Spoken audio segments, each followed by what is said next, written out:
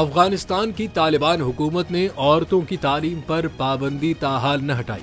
दुनिया भर की तनकीद के बावजूद अफगान तालिबान की सोच में बदलाव नहीं आया। 2 साल कबल अफगान स्कूल की तालिबात की उम्मीदों और ख्वाबों को तालिबान हुकूमत ने कुचल दिया था। 21 मार्च 2022 को तालिबान ने अफगानिस्तान में तमाम स्कूलों को दोबारा खोलने का वादा किया। बज़ाहिर इस आर्जी पाबंदी को खत्म कर दिया जो तालिबान हुकूमत ने 7 माह कबल इक़्तिदार में वापसी के बाद सेकेंडरी स्कूल जाने वाली लड़कियों पर आयद की थी। लेकिन कुछ ही दिनों बाद हुकाम ने फैसला वापस ले लिया और 12 साल से ज्यादा उम्र की लड़कियों को सरकारी स्कूलों में जाने से रोक दिया। अफगान हुकूमत के इस फैसले के बाद दुनिया भर के ममालिक उन पर तनकीद कर रहे हैं।